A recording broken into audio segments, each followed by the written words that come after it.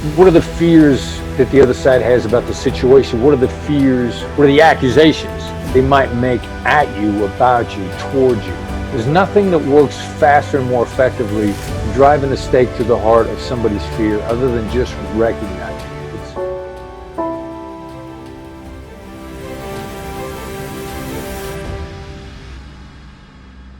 Yeah, well, people are looking to pull out of deals. They're scared. Yeah. What does this look like going forward? The uncertainty is ridiculously, it's even traumatic. Not knowing when something is going to be over or how far this is going to go, those are some of the highest stressors that there are. And so, I'm telling people to chunk it out a little bit. First of all, articulate the other side's fears.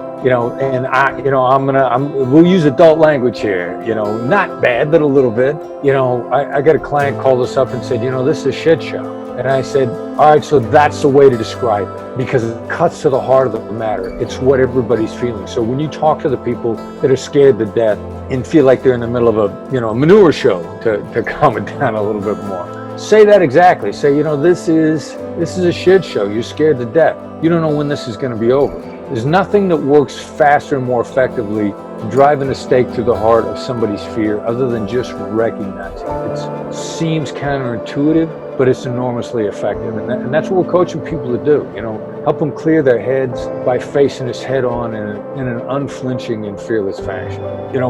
There's some real bad habits out there. One of those bad habits is you got to get your point across, and people focus on that first. Hear the other side out first. The way you should be negotiating is you actually go slow to go fast. Hear the other side out first. You'll get the chance to make your point quicker where they're able to listen. This is sort of an adaptation of advice from way back when of Stephen Covey.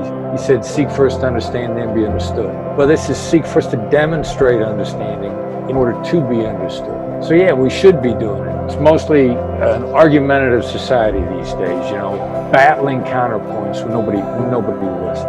The younger generations, quote, the millennials, 20s, 30s, who are much more comfortable with technology the way some of us older folks are not. Technology is here to enhance everybody's lives. All generations are being forced by having to stay at home to adapt to technology. And with that, let's make our communication more effective. Let's hear each other out. Let's use negotiation really as a means for drawing closer together, for establishing better relationships. So, I think this shift that we're in the middle of, as painful as it is, and the cost is going to be high in the interim, when we come out on the other side, we're going to be in a better place. What are the fears that the other side has about the situation? What are the fears, what are the accusations they might make at you, about you, towards you? And just articulate them. Do an audit, make an inventory, list them out, and start your conversation that way. And it's ridiculously effective on how fast it accelerates communication, and it's actually really effective. It gets you to where you want to be really quickly.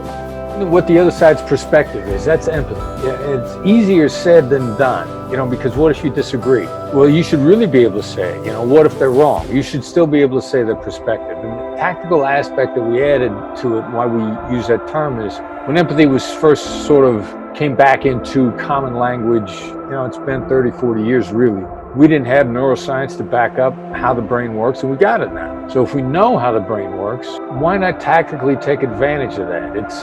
It's good for people. It works. Those are the two reasons why you should engage in a negotiation skill. Number one, if it works, and number two, if it's good for people. That pass both sniff tests. So I'm happy to hear that people are engaging that for better communication. Your tone of voice will immediately begin to impact somebody's mood, and then immediately how their brain functions. There's actually scientific data out there now that shows us that our brains will work up to 31% more effectively if we're in a good mood. So if I smile at you and you see it, or you can hear a smile in someone's voice, if I automatically smile at you and you can hear that I like you, I will actually be able to reach into your brain, flip the positive switch, put you in a better mood. There are mirror neurons in our brain that we have no control over. They automatically respond. And if I intentionally put you in a good mood, your brain will be working more effectively, and that already begins to increase the chances that you're going to collaborate with me. You'll be smarter and you'll like me more at the same time. Downward inflection is often used to say, this is the way it is, there's no other way. And I will say it exactly like that. If there's a term in a contract that there's no movement on, and I want you to know it and feel it without me having to say, there's no movement on this.